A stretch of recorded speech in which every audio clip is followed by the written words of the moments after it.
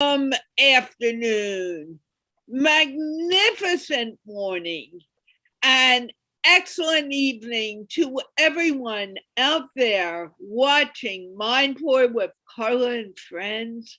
We are excited to be here today. The conversation is about making mistakes. And guess what? I make mistakes all the time. And what I've learned by mistakes is that I get better because I make them. So I want everyone to realize that a mistake is a good thing, not a bad thing.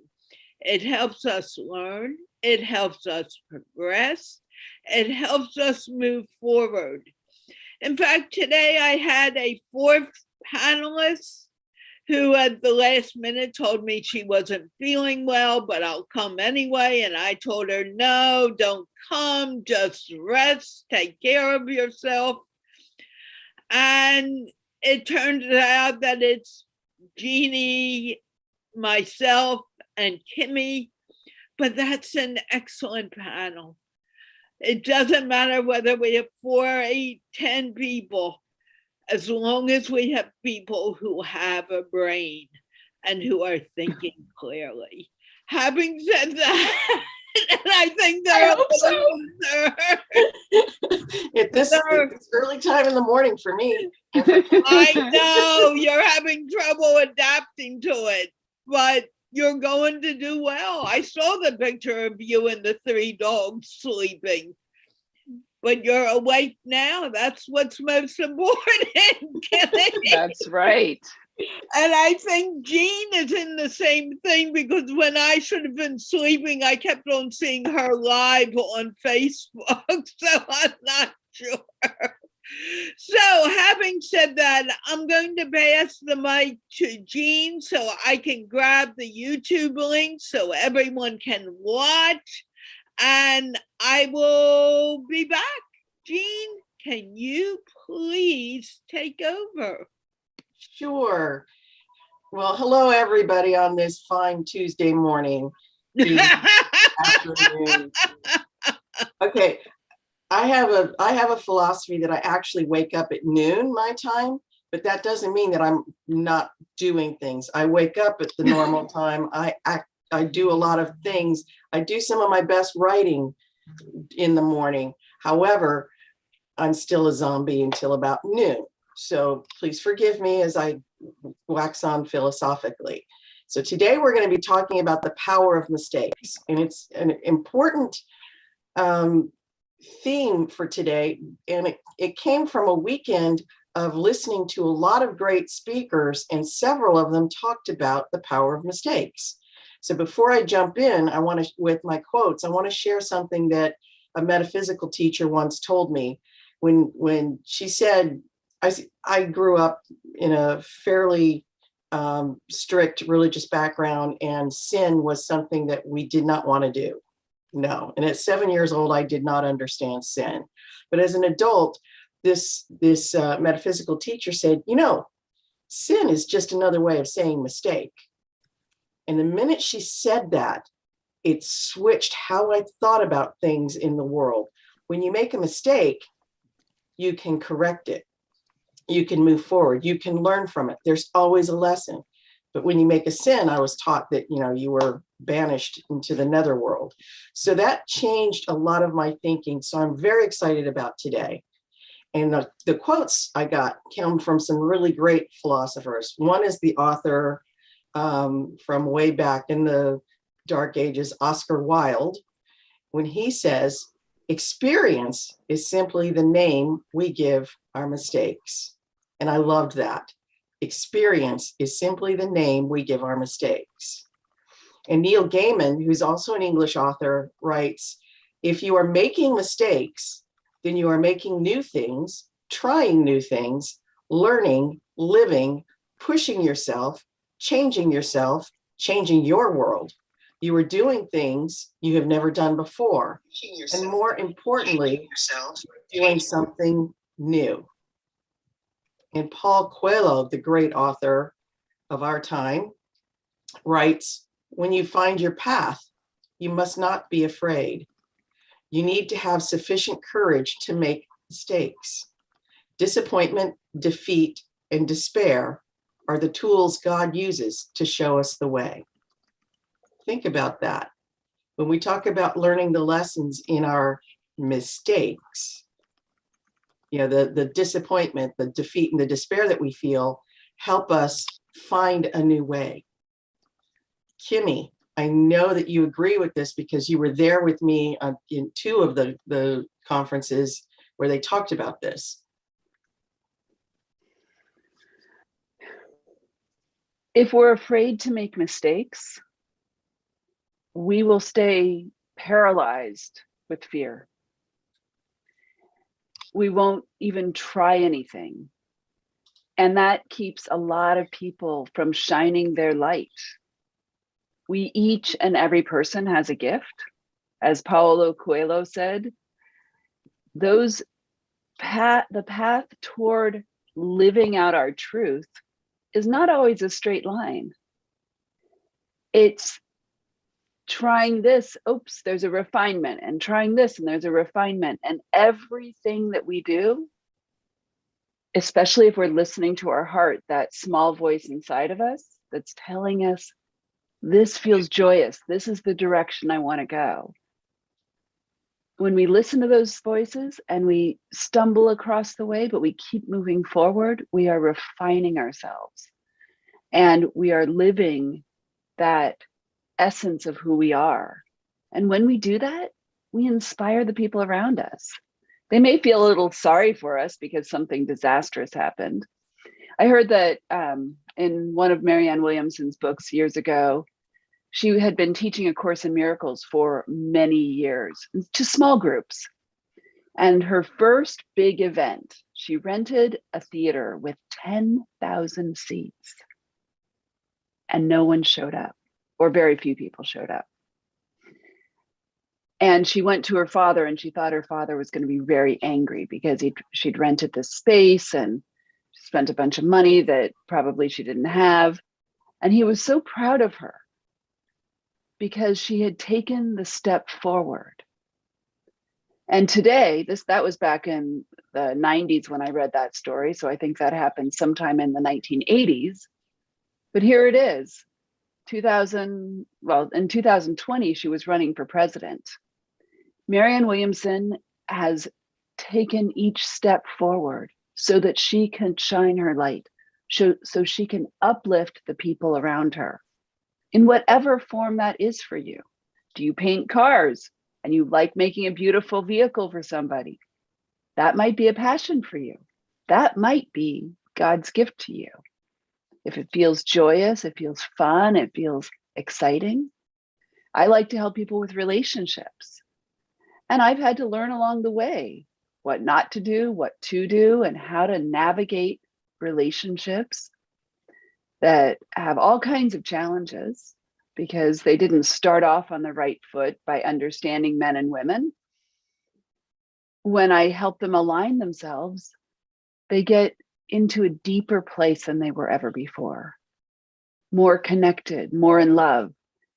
And that's a beautiful thing.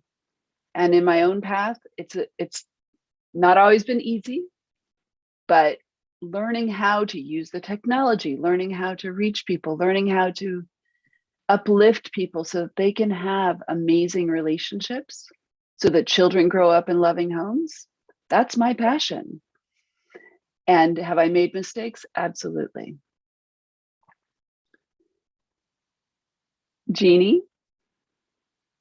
Sorry, my system went a little low on resources there. Yeah, I know we're going to talk about solar flares sometime today.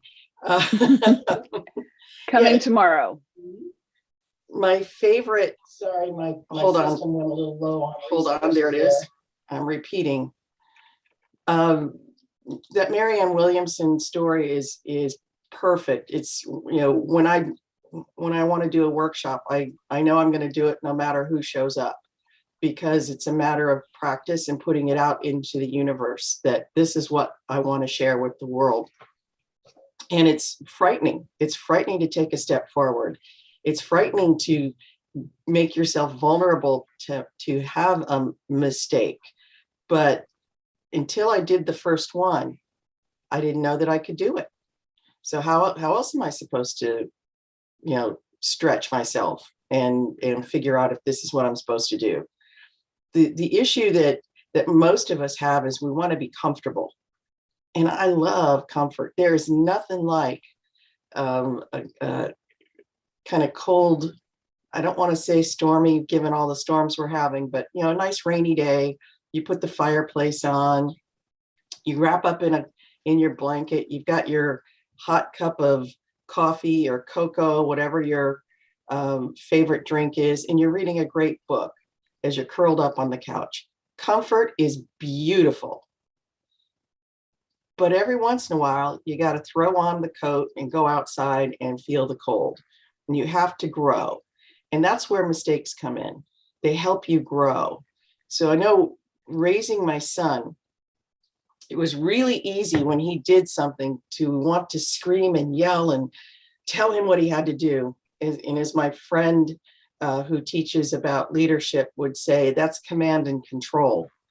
But it didn't help him grow. So I learned early on that he didn't respond to that very well.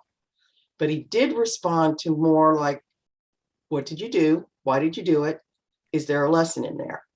And he would get really agitated when I made him sit on the couch so we could talk things through during calmer times so he could learn from his mistake. And still to this day, I see him when I go, now let's talk about the lessons learned. He's like, Mom, I'm over that. But it's a great lesson that I see him, he uses in his own life. And that makes me happy, that when something goes wrong, you look at what's the lesson learned. Because that's how we grow.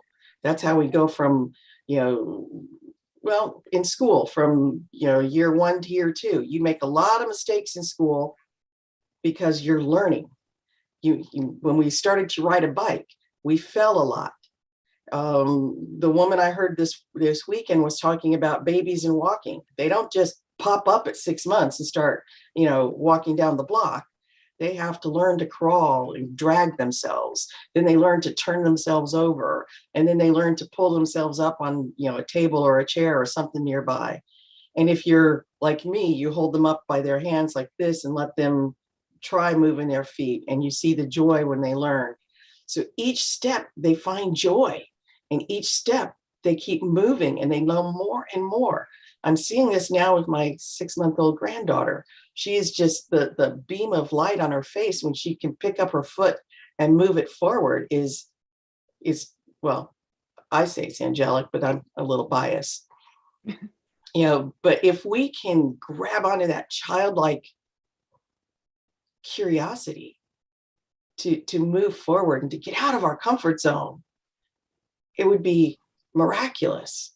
So I like Marianne Williamson's quote about, we have a light and, who are we to put it, to hold it back to, we often, I'm mangling it, of course, because I'm not Marianne Williamson, but basically it's about, we try to stifle our own light so that others can shine, but who are we to stifle our own light? What is the poem called? Trying to remember.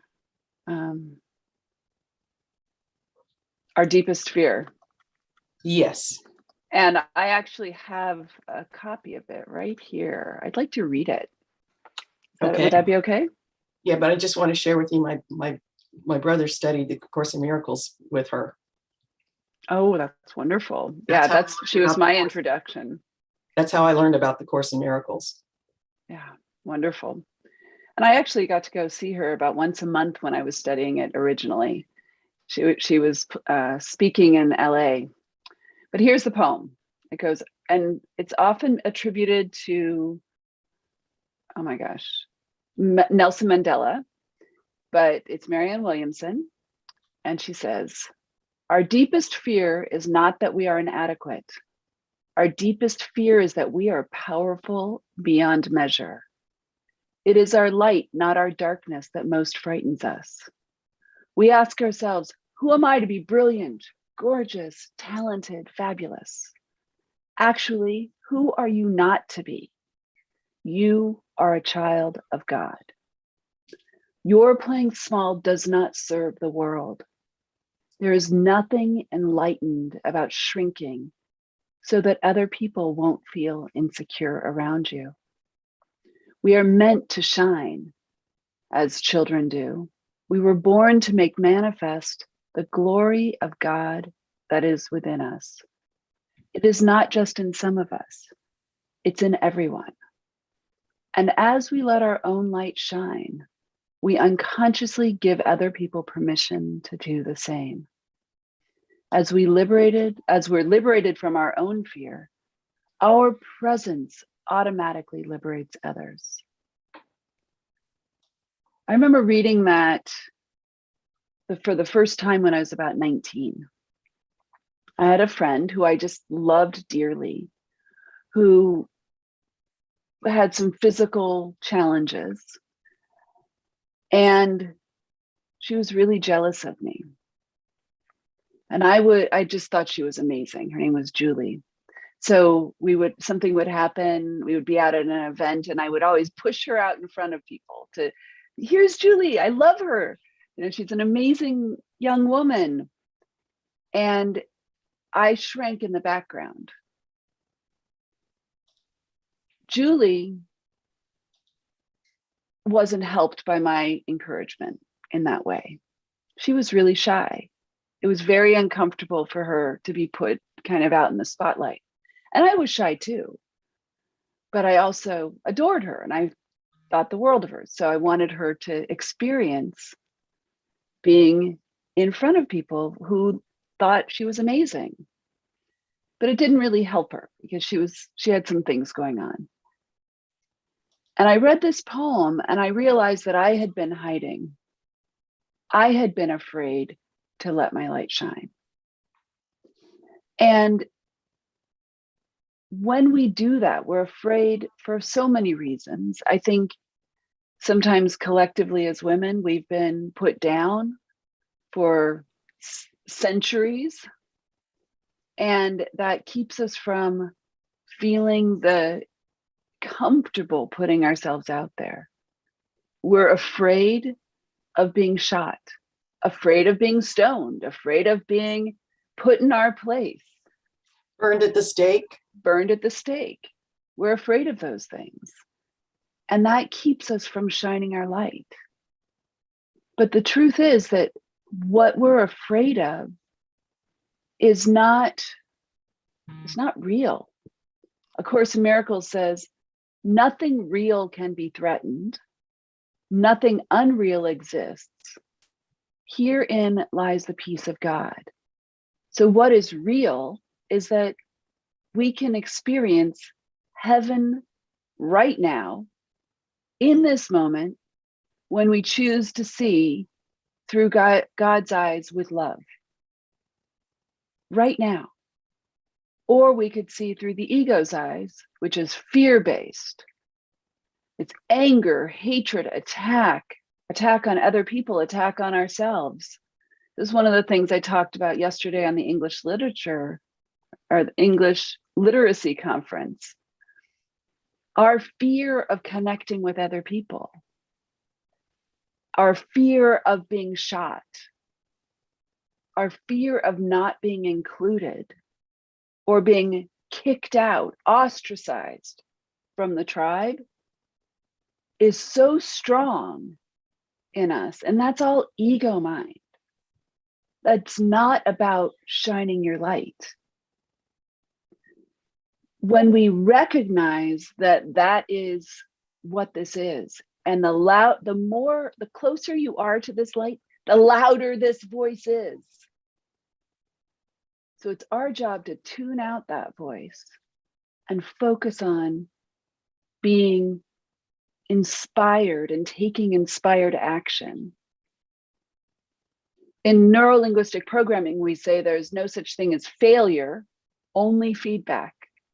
And to your point, Jeannie, the idea that, oh, you can't make a mistake, you should never make a mistake, that striving for perfection is all about the ego. But if we use it as feedback, then we can grow. But there was a reason for that being so hardwired into our ego, because we needed to survive. I mean, oftentimes we talk about what it was like, as far as, back in the caveman days when the saber-toothed tiger could be around any corner or up on the tree watching us. But even in the pioneer days, you had to be that aware, and your ego kind of ensured you could survive or not. It was rough times, and it still is for many people. It still is that rough. I live close to an area that's a little rougher than I would prefer it to be, and I'm always hearing about violence happening not too far from me, and that's not comfortable. But I know the ego part of me knows you don't drive that way at night. You stay away from that, and that's my survival. On the other hand, I honor all the people who we know go into that neighborhood to help build it up, to help those folks get the skills they need, to help the people who are trapped because they've lived there forever and they don't know how to move out. So that takes a lot of courage, and those are the folks that learned and got out of their comfort zone. It's a beautiful thing. So we have the ego mind that allows us to survive, that allows us to learn, and sometimes we need to tame it just a little with the other part. I will say I'm constantly talking about balancing the right and the left. The left being more logical and the right being more creative. We've spent so much time, maybe the last couple hundred years, really building up that logical left brain. I mean, let's talk technology. It's all about ones and zeros. When it comes down to it, all the programming in the world comes down to binary ones and zeros, on and off. That's how technology works.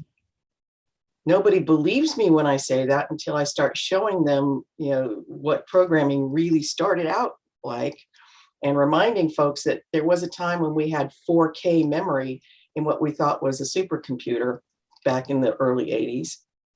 And this is before the Apple IIc showed up on your desk, before Macintosh was even invented.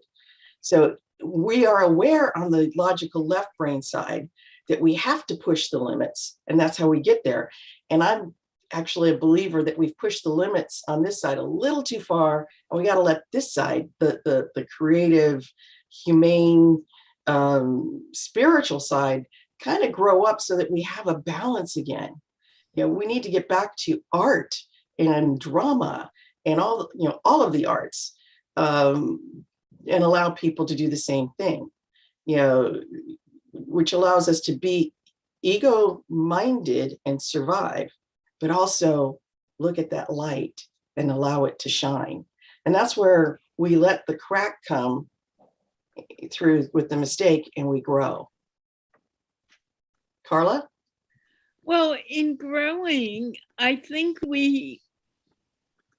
since we were babies, we were always told, don't do this, you'll get hurt. Don't do this, you're not good enough. In my family, we learned don't sing, you can't sing on tune.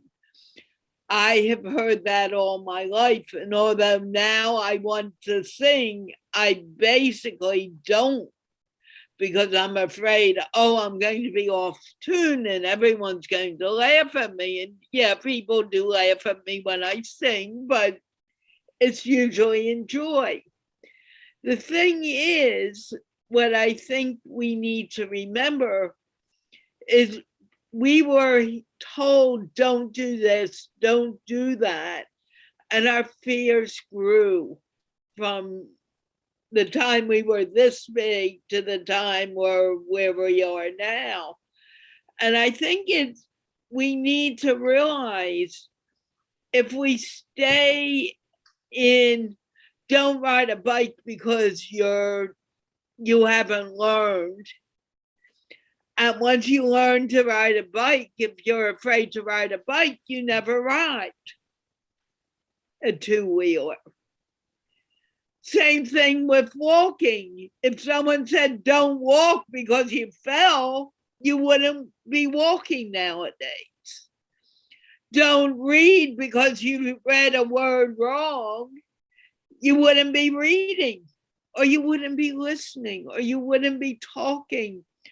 I wouldn't be doing any of what I was doing, what I'm doing now, if it hadn't been for Rehan Allahwala saying, hey, why go and talk to people in English?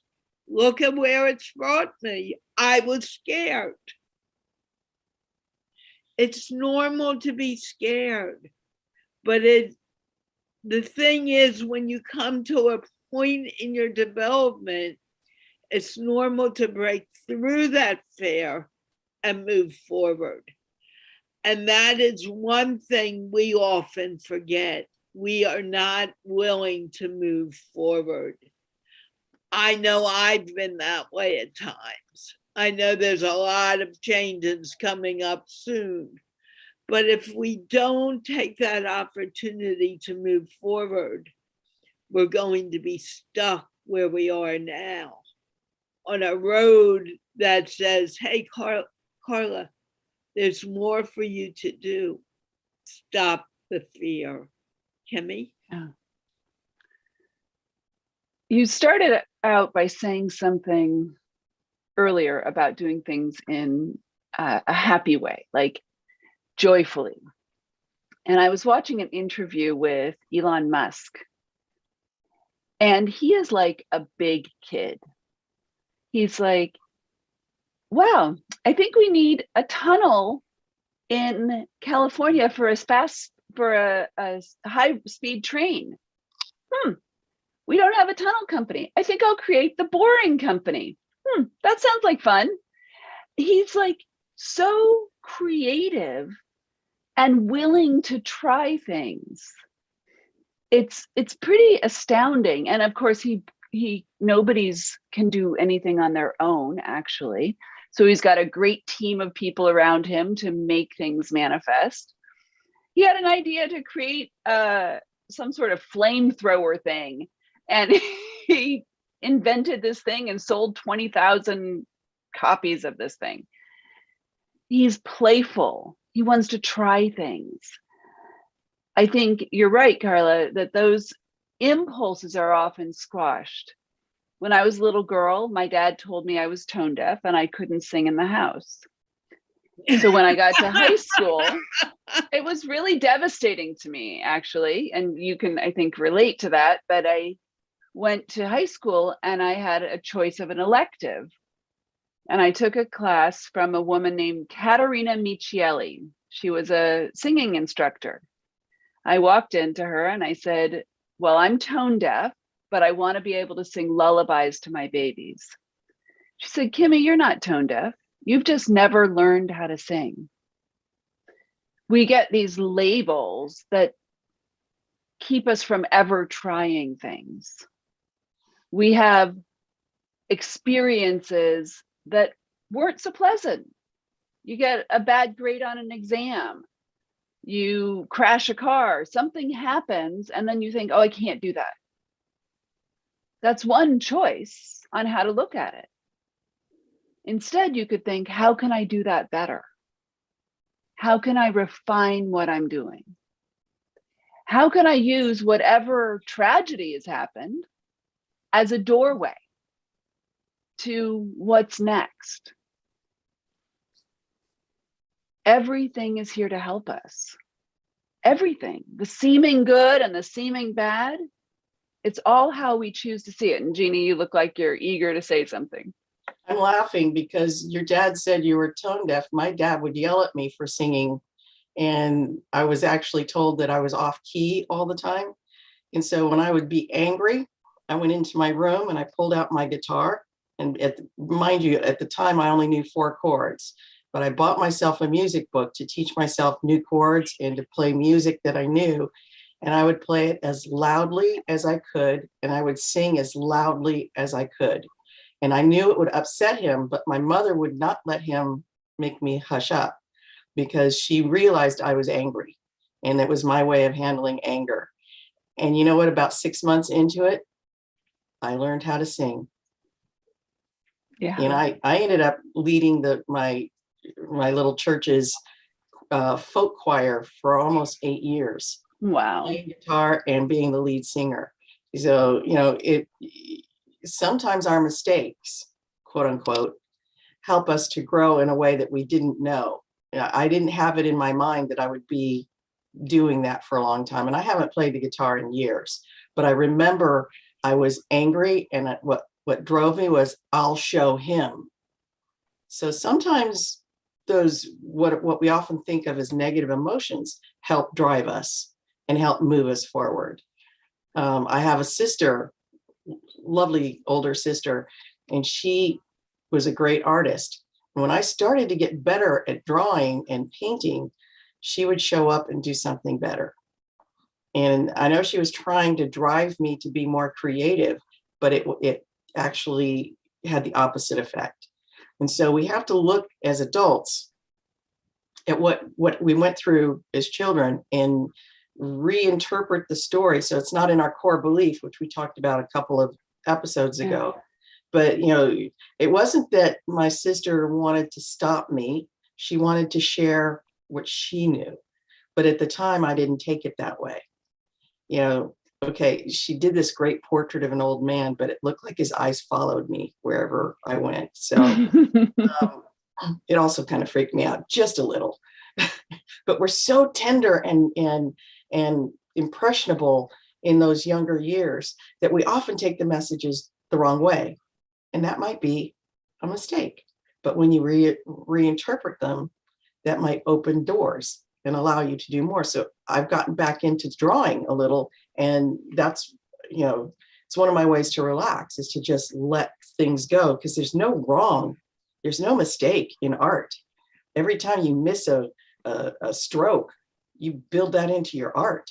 When I used to play guitar up in front of people, if I hit the wrong chord, I learned to just keep playing because they wouldn't know. No. And that was a very important lesson. I learned not to do, which I did the first time I hit the wrong chord, because that's the only way they knew, was I flinched. So I learned not to flinch. Same is true when we're public speaking. Nobody knows what we planned to have come out of our mouths. Nobody knows what's going on inside. So if you do you don't flinch, and you don't, panic. Oh my God, I forgot what I was going to say. You just pause and you listen. Or in the case of music, maybe you keep playing. Nobody will know. And the people who do, and the people who want to point it out, my favorite ones to pick on are the people who don't do the particular thing that somebody's doing.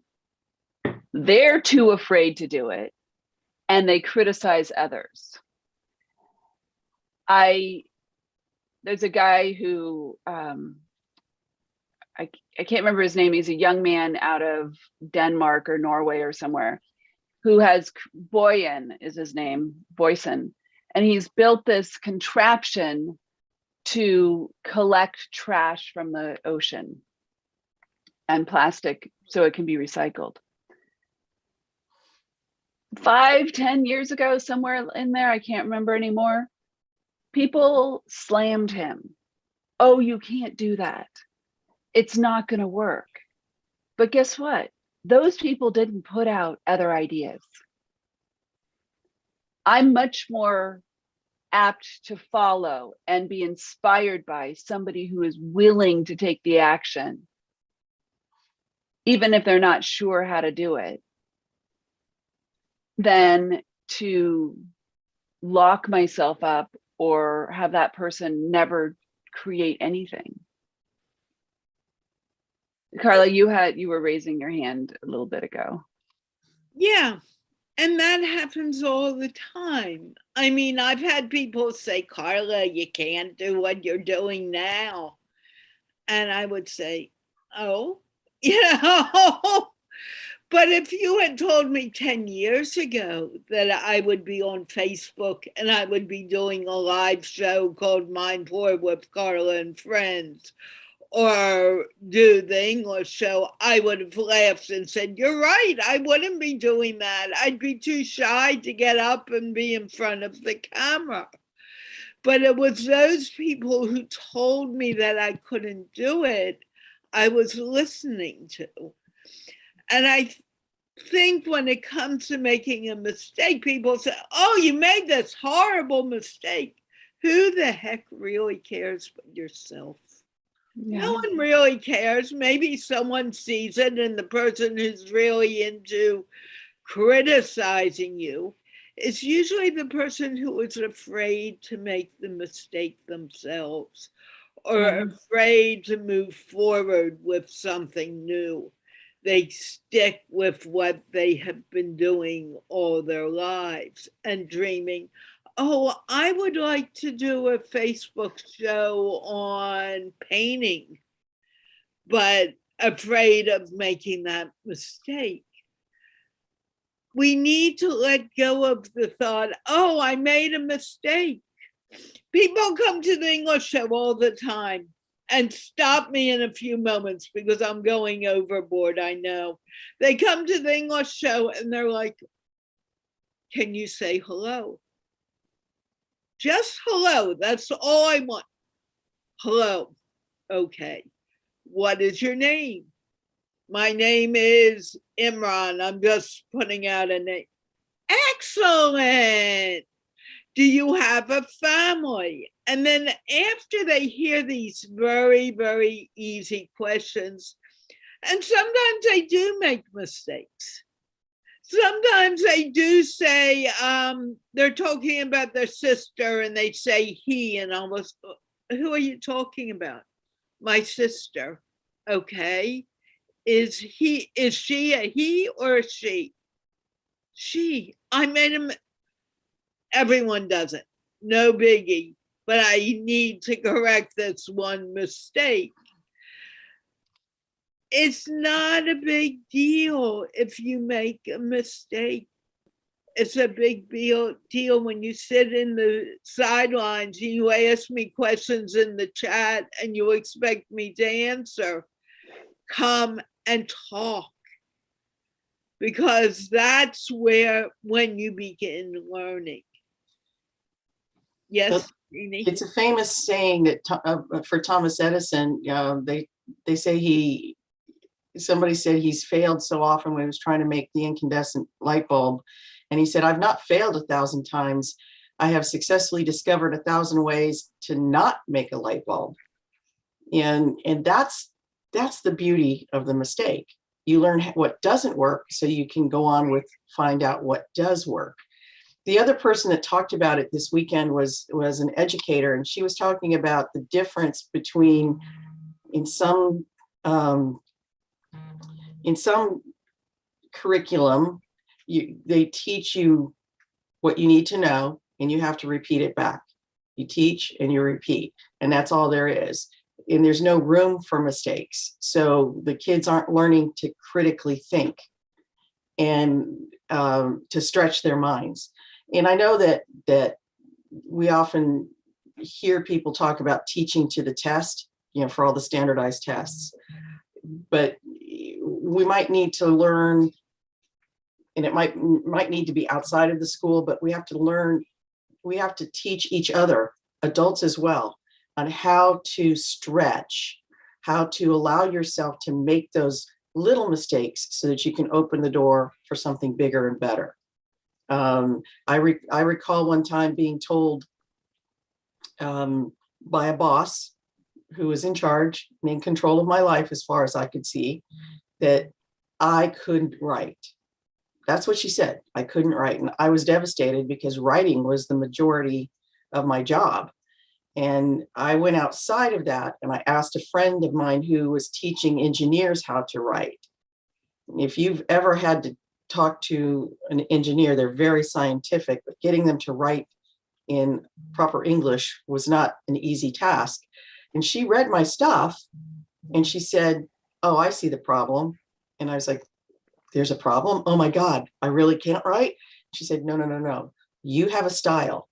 She doesn't like your style. So let's switch your style up just a little to get it through her."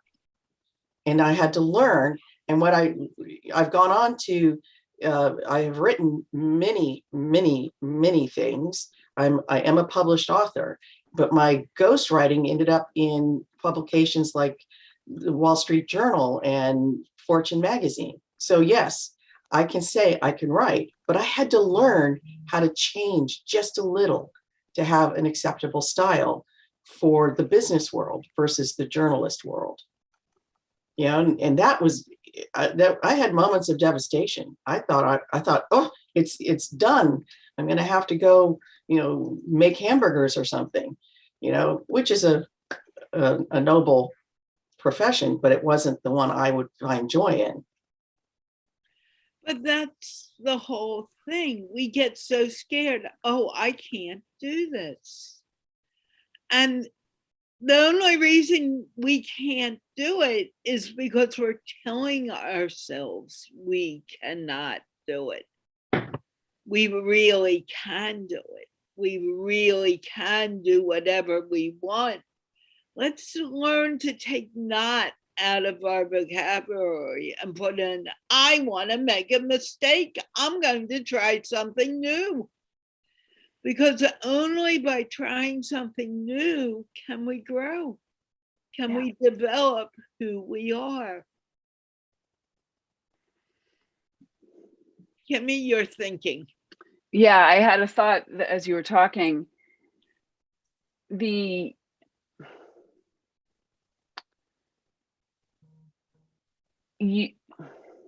we don't try, or and some people don't like the word try because it implies you can't do something.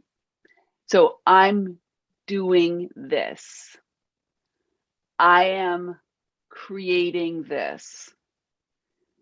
When we think the word don't, or we say out loud, I can't, our brain doesn't hear, like, don't do that. I can't do that. It's like it gets stuck in a pattern. And when we change the language to, I can do this, I can create this, I can stand up and speak, I can speak English, or I can speak whatever language it is. I've traveled a lot. There are people who are learning English everywhere. Some have certain skills, some have other skills, often it's not a match completely. Communication, I have found, is actually a choice. I can listen to somebody speaking English or attempting to speak English and think, oh, well, they should have done it this way and they could have done it that way and they didn't communicate their idea, and I can be critical. And that actually says more about me than about that person. If I'm listening to learn from that person and I give them space to share their ideas and maybe help them get a word or find something so that I can get the idea that they're talking about. That's what matters, is that connection. Many people are trying to speak English, for instance, or for me, I try to speak Spanish. I attempt to practice Spanish whenever I have an opportunity because I love the language. And I've been told I'm courageous in that because I'll try to say things that I have no idea how to say.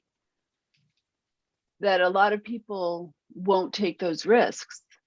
However, the people who do take those risks, the risk of being shot down, the risk of not doing it perfectly, those are the people who develop the skills. We had a gal, what was her name yesterday? Simla? Sonia Khan. Sonia Khan. She was in a group of people, they're all trying to learn English, but nobody was practicing. And then she got on with Carla and started practicing about 3 months ago, she said. 3 months ago. And she was pretty amazing when she was speaking because she had the courage and the patience and the willingness to go out of her comfort zone and practice. That goes for anything, whether it's being on video or reading. You don't get good at reading by not reading. You get good at reading by practicing. You don't get good at pronunciation unless you practice. You don't get good at anything unless you practice. And practicing, by its very nature, implies that you will make mistakes. And maybe the judge isn't outside you, maybe it's inside you, because you're striving for perfection. The more pressure you put on yourself to try to be perfect, you're probably going to make more mistakes because you're nervous and uncomfortable. So instead of putting the pressure on, lighten it up. Learn from each moment and then keep going forward. And what do you say about learning each moment? Again, we have been told so many times when we were a kid, don't touch the oven, don't go on your two-wheeler bike alone yet because you don't know how to do it. You haven't been taught how to read, so don't read. It doesn't matter what you've been taught. It matters what you want to do. So turn this around. I have a friend, one of my kids who used to come to the kids show. He's 21 now. He cannot come, just a few months ago.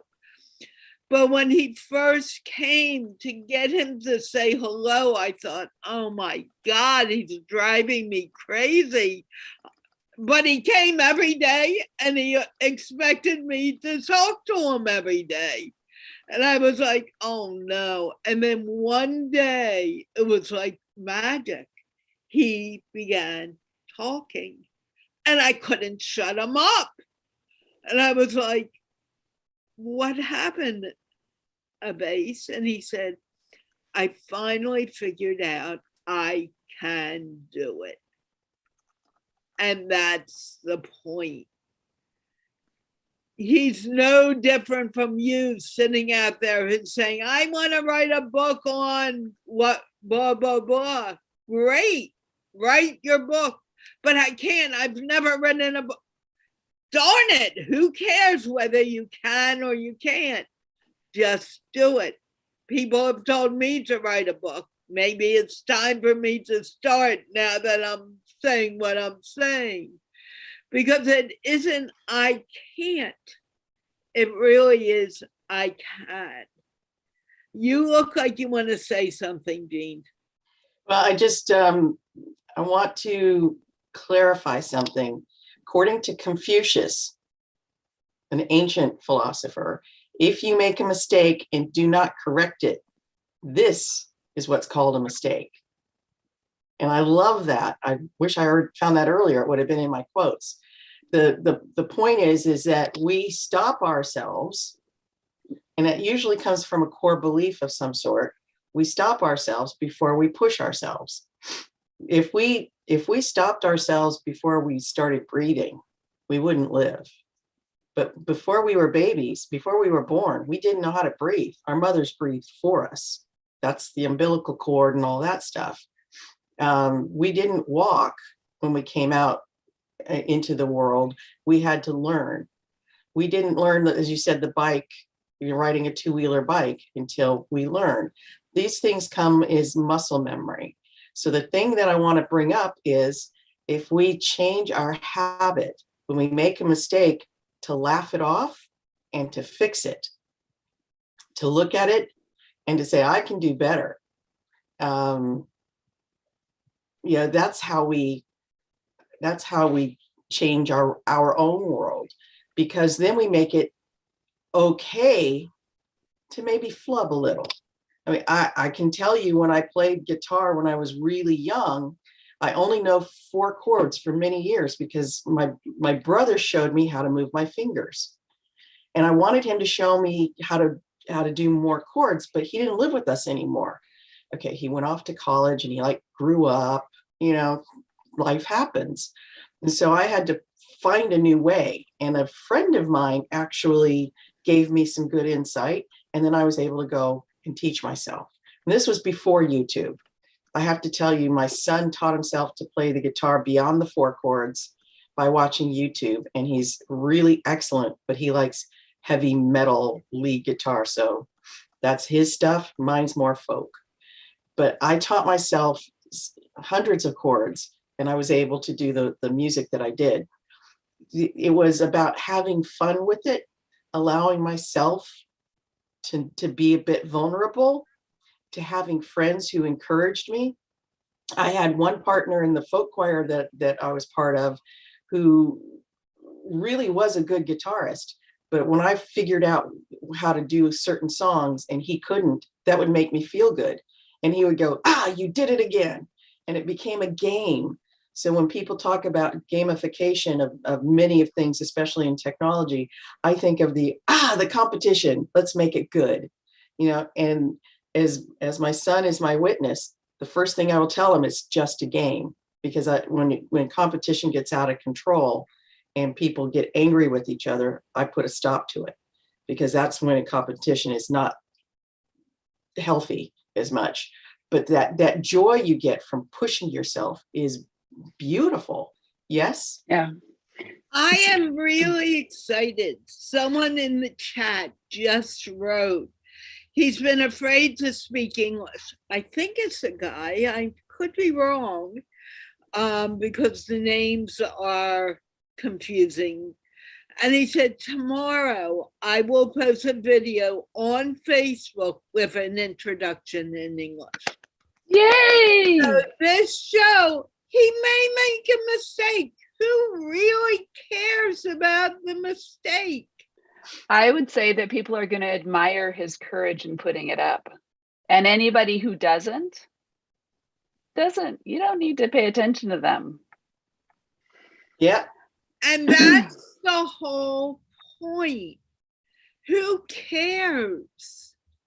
It's perspective. If Rehan hadn't pushed me to do these shows, well, MindPlore he didn't push me for, I wouldn't be doing this. MindPlore would not exist.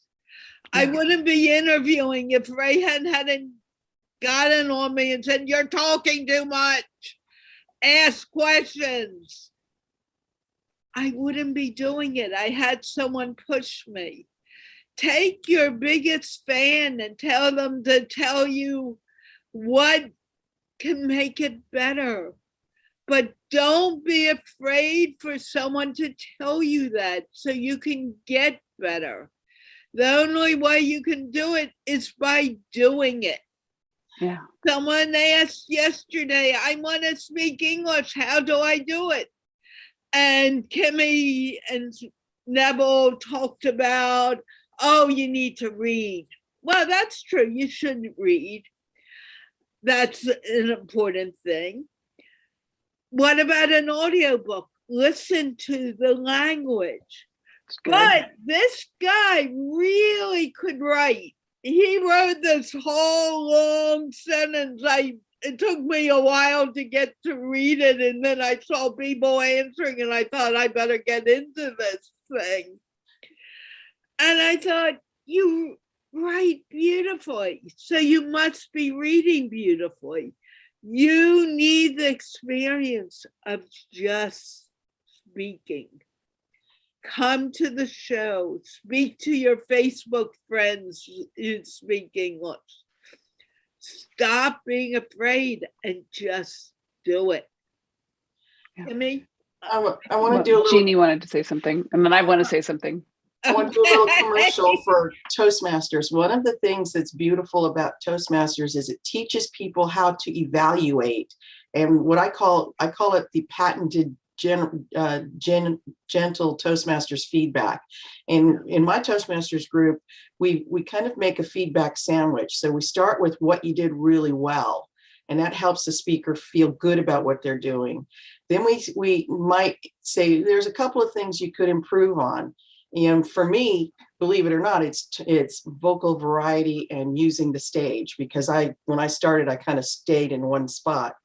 So I had to learn how to loosen up a little bit. And then we give them stretch goals, which you could really work on to help improve it. And then you finish up with a compliment. So that way people feel good about what they're doing. They see areas that they can improve, and they get kind of an assignment of things to do, and it really has helped improve our group. Yeah. Actually, let me just quickly throw that in. As a special ed teacher, I was taught that's how you teach special ed. You find that one thing that they did right. Let's say they can't read, but they can read 2 or 3 words easily. Great, you read that beautifully. But let's try this. We're going to have to break it into parts, and you teach them to break it into parts. And great, you found the first part. You find what is right first, and then say, well, let's improve this. And then we'll work on being able to read words with 4 different parts, but you now can do 2 parts. Excellent.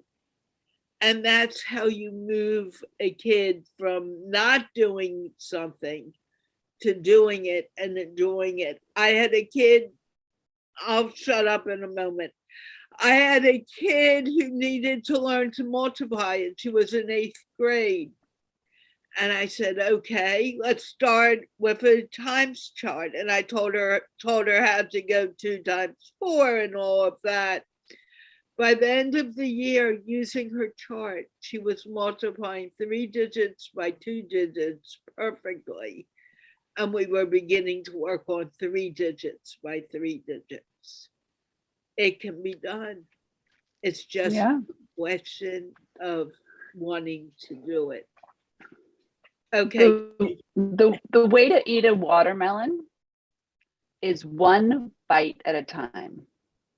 You break something down into small enough pieces, and anybody can learn anything. And it takes practice to become excellent at that. However, you can learn it if that's what you want to do.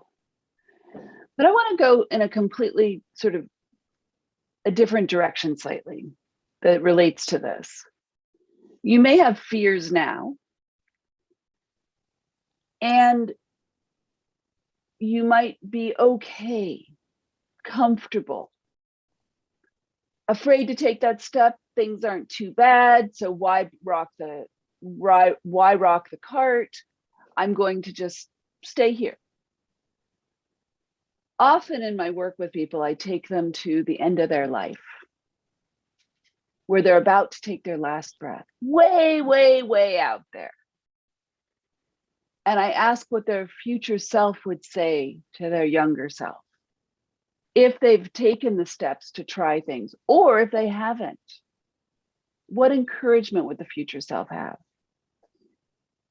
There's a person, Bronnie Ware, who wrote a book about the top 5 regrets on people's deathbeds.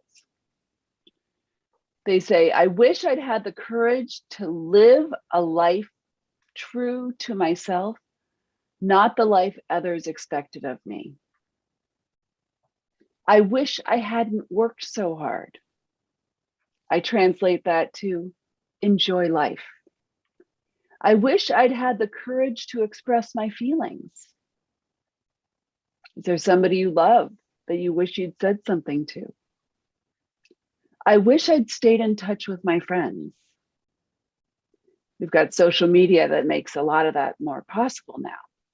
But How many of us are having real conversations and real visits with people?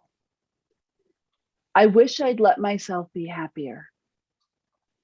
To me, being happy is about listening to that inner voice. Do you want to paint? Do you want to help children? What is it that you're passionate about? Working hard on something you don't like, that doesn't feel good, feels like torture. Putting in hard work on something that feels inspiring to you may be difficult, and it brings you joy, makes you happy. And not being true to yourself feels like a death sentence when you're on your when you're on your deathbed, you're obviously going to die, but getting to your deathbed, it feels like a slow death the whole time. How can you embrace things now so that you don't have regrets when you're dying? What would you do now if you knew that on your deathbed you would regret not having done it? It's a really good shift in perspective. We never know how much time we have. Random accidents happen. An airplane could fall on your house. Okay, your number's up. You could live another 100 years, 50 years, something like that. You never know. But what if each moment is an opportunity? Because you don't know when the end is, an opportunity for you to embrace that experience you truly want to have. And Carla, I saw your hand move. It moved for a reason, because what you're saying makes so much sense. We get so concerned. Oh, I made a mistake. Everyone's going to hate what I said. No one's going to remember it. Let's be honest. Who really cares? They listen, they respond, and they go on to the next moment. Or we're worried, is Kimi going to like what I say? Am I going to be all right doing this MindPlore with Carla and Friends? And while we're regretting the moment that just passed, and we're worrying about the next moment we are missing right now. And this is the only moment we have. If we go back to any of the great sages, they say that every day. A present, being present in the moment, is being here for now. Yeah. Be here now. Forget about the worries. It doesn't make sense. I worry about my conference every time we go to do it. Jeanne, I was really crazy Saturday night, and Jeanne said, "You're like this every conference. Why are you like this?" And I shut up. You're right. I realize it. I tell myself now, it's good that you told me. You're right. Shut up. Worry, Carla, is praying for what you don't want to happen. And that moment in the present, that's where magic happens. So much of us have all our past that's weighing on us, that keeps us from taking action now. I regret this. I missed that. I screwed up here. Whatever. And it keeps us looking there instead of being present. And guess what? If you're not present, you might make the same mistake again, because you're not learning from it, or worrying about the failure in the future, because what are people going to think? Being present is how to be good at things, actually. But here's another thing, is the people who are judging us for not being perfect, or making a mistake, or ridiculing us, making fun of us for making a mistake, that actually says more about what's going on in their heads, because they're afraid of making mistakes. They're afraid of trying something new. They're afraid, and they look out at you and they mock you. They make fun, they laugh. Those people are tortured inside themselves, and they put that out on other people. Surround yourself with people who say, like the Toastmasters style feedback, and we will put the link to our club so you can come visit us there. All three of us are in Heart to Heart Toastmasters Club, and your guests are always welcome. We'll put the link in underneath the video. But the Toastmasters style feedback, we like this. This was great. And you could stretch here. And overall, I'm really impressed that you put that together. So good for taking that risk and putting yourself out there and being authentic and sharing your story or trying something new. Carla, go. I'll never forget, I was talking to you about someone who did a speech one day, and I said, the person looked so scared. And you came back and said, I've been watching her speak for a few months, and believe me, she's 100% better. And I was like, oh my God. And I remember saying that to you. But that's the point. When we do it the first time, we are darn scared. And we are going to look at, and we grow inch by inch. People don't believe it. Every time I do the English show or MindPlore, I'm scared when we first begin, but I make myself do it. It's called stage fright. By doing, I move forward. Well, and I think stage fright, though, Jeannie, comes from being afraid of getting shot, being afraid of saying something that would throw you out of the tribe. And in the vaudeville days, they had the big hook, and they actually threw a hook out and pulled you off the stage. Yeah. So there's another quote that I love by a guy named Leo Buscaglia. He says, he was Dr. Love. He taught people how to be present and love each other. He said he would get on an elevator and he'd say, wouldn't it be great if the elevator broke and we could all get to know each other? Sometimes that scared a few people. But he said, the person who screams the loudest on the point of death is the person who never lived at all. Those are the people who are afraid to live that inspired action, to live their callings. They're afraid. You can be the person who tries something new. There's a young guy who comes on the shows a lot who I have such admiration for. He's 14, Ali. And I hope he doesn't mind I'm speaking his name out. But Ali is just precious, precious to me, because he is so inspired to make a difference. And oh my gosh, there are people from all over listening to this, but man, the crop of up and coming young people in Pakistan who are committed to making a difference. Oh my gosh, my whole body is tingling as I say this. Is so inspiring to me. Such challenges that they're facing, and yet they're willing to put themselves out there. Every single person listening to this has a gift to offer. God, the universe, made everything and you, which means I know there's something in you. Whether or not you can see it at this moment, listen for it. It's in you.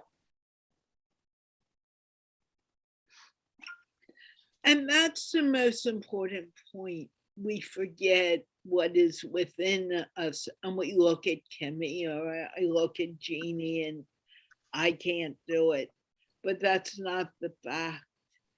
I have as much of a place in this world as Kimi, Rehan Allahwala, Jeanne, the president of the US. We all have a place and a role to play, and our role is so darn important, whether we recognize it or not. I hate it when a housewife says, "Oh, I'm only a housewife." I come back with her, "Oh, you're only a housewife. You take care of a husband. You take care of the kids. You take care of the house. You take care of everything going on around you. You do more than a man does in one day. And you're saying, I'm only a housewife? You are so much more." We need to round this up, but Jeanne, My gosh, Yeah, I want we've to gone way add over. one other thing, and this is the power of mistakes. We need to learn and to be accepting of our past and all the lessons we've learned through all the mistakes that we've learned, because everything you went through brings you to who you are today. I wouldn't be who I am if I didn't make a few major gaffes. I had to learn to be thankful for some of the biggest issues that I went through, because I wouldn't be the same Jeanne as I am without it. Those all make up who you are today, and allows you to stand up and say, allows me to stand up and say, I'm Jeanne Alford, and this is what I do, and this is what I stand for. Because each of those lessons learned are present in who I am today. And that's the power of accepting and learning from mistakes. It's the power, and it's your choice how you're going to look at that mistake. You can look at it and stop moving forward, or you can choose to gather wisdom from each experience. It's a choice. And I know that we're quite a bit over, so I want to just point out that it's been such a delightful conversation today. It's been a lot of fun, and we will have another one on Thursday. Again, I'm not sure of the panel. Mine has been with the conference. I'm having trouble getting back to real life now. But I just want to thank all of you for watching and being a part of this, because even if you're not speaking, you are a part of this conversation. And Jeanne, I know I'm forgetting something. My mind is not working like it should be working right now. Two things. One is we broadcast live on our YouTube channel, which is Gigglefest University. And if you see us there, please like it, comment if you can, and share it out so that we can grow the audience. The second is to support this show and the Learning English by Speaking English show. Carla has a Patreon page called Giggle Lady, and you can go there and donate. And she does a raffle every month for anyone who's donated $5 or more per month. And that's the prize is getting a half-hour session with Carla one-on-one online. So please take a look at Giggle Lady on patreon.com. And I truly, truly appreciate it. And the person who said, I am going to do an English video tomorrow, just said, yeah, and sure, and tag me in it so I can see it. And maybe we'll have you here on MindPlore to talk about it. Are we friends? I don't think I know you, but I know that you are Chips Walla. do you make chocolate chip cookies? If you do, talk about them tomorrow. I want to know about them. I'm a chocolate chip cookie fan, although I shouldn't eat them. Anyway, with that, make your mistakes, make many of them, and just learn that you are learning every time you make a mistake. And we are going to wave goodbye. And please don't call me. We're waving goodbye. Bye. And we'll see you on Thursday. Have a great day. No. We're not off air.